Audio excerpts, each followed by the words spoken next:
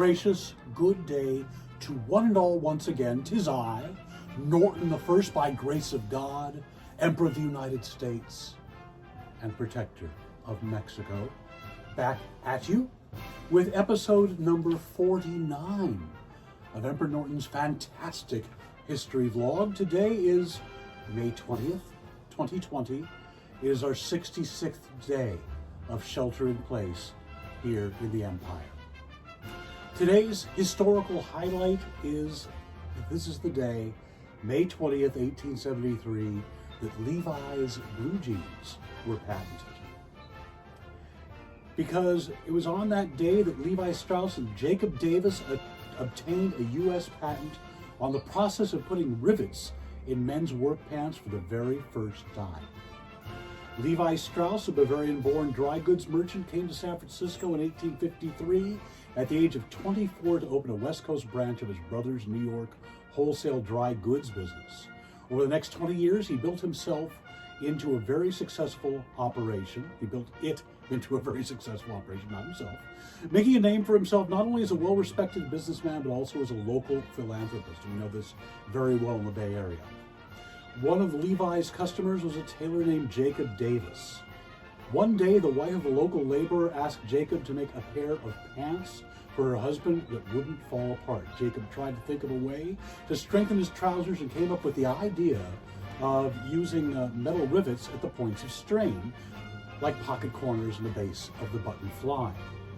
These riveted pants were an instant hit. Jacob quickly decided to take out a patent on the process, but needed a business partner to help get the project rolling. He immediately thought of Levi Strauss, from whom he had purchased the cloth to make his riveted pants. Davis wrote to Levi to suggest the two men hold the patent together. Levi, being an astute businessman, saw the potential for his new product and agreed to Jacob's proposal.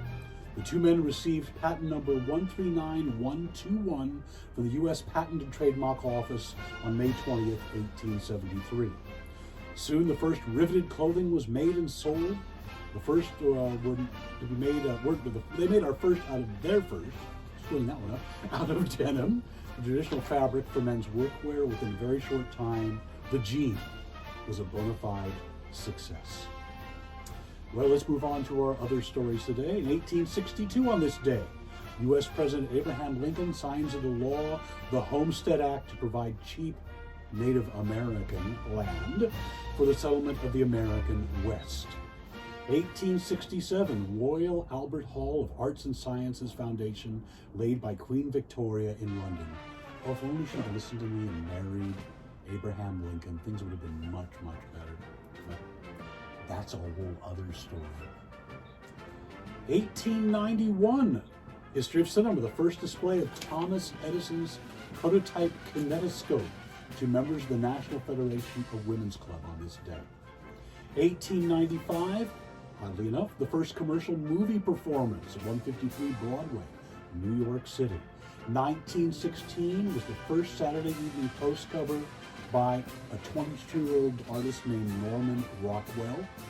In the next 47 years, he would do 323 covers for the publication. Did his last one in 1963 when it ceased to be a weekly. It came back in 1969 as a bi-weekly, but he was no longer doing covers for them at that point. Back to the history of cinema, Thomas Edison in 1926 on this date said that Americans prefer silent movies over talkies. 1927, on this date at 7:40 a.m., Charles Lindbergh takes off from New York to cross the Atlantic for Paris aboard the Spirit of St. Louis, the first non-stop flight across the Atlantic. 1932, Amelia Earhart leaves Newfoundland on her journey to become the first woman to fly non-stop across the Atlantic. 1954, Chiang Kai-shek becomes the president of Nationalist China. 1989, Toonces the Cat takes the wheel for the first time on Saturday Night Live. 1997, U.S. President Clinton signs an executive order barring new U.S. investment in Burma. Why'd you say Burma? I panicked. And in 2015, David Letterman, after 33 years, hosts the last Late Show with David Letterman. Now, of course, that I think is his combined career of late night and late show. And upon his retirement, he grew a splendid beard. Yes, we're a fan of beards. Did you notice we're going to Philadelphia? Before we get to birthdays, I forgot to mention that we are coming from the Imperial Gardens for the first time in over a week. It's been too windy here. And whenever we do, we're going to feature part of the Imperial Bonsai collection. We believe this is called the Donkey Bush. It's blooming, as you can see, quite lovely. Well, enough of that. Let's get to our births today. 1806 is the birthday of John Stuart Mill, English philosopher, political economist, and utilitarian. It's well known that on half a pint of shandy he became particularly ill.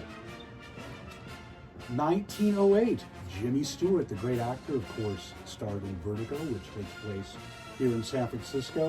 1913, another Bay Area luminary, William Hewlett, American engineer and businessman, co-founder of Hewlett-Packard. 1915, the great Israeli war hero, Moshe Dayan. 1938, Astrid Kircher, a German photographer, helped establish the Beatles' image. Oddly enough, she died 3 days ago. 1944, rocker Joe Cocker. Ooh, that's an interesting line. 1946, Cher. 1958, Jane Wiedlin of the band The Go-Go's. 1959, pardon me for butchering his name, Israel Kamakai Iwo-Ole, native Hawaiian musician, famous for his rendition of Over the Rainbow. 1964, Earl Charles Spencer, English peer, brother of Princess Diana. 1966, Mindy Cohn, the actress from Facts of Life. Well, our deaths today, 1506, Christopher Columbus. 1993, Max Klein. There's a name you might not be familiar with. He was the inventor of paint by numbers. 2012, BG, Robin Gibb. And 2013, the great keyboardist for the band The Doors, Ray Manzarek. Well, that wraps it up for this edition. Make sure to tune in tomorrow for episode 50, a very special edition. We haven't decided what exactly we're doing yet, but we'll have something special for you, as we always do. Until we meet again, stay safe, stay inside, stay healthy. If you go outside, wear a mask. Don't be stupid, be smart. Don't take unproven drugs that can kill you. Be kind to each other. Until we meet again, a gracious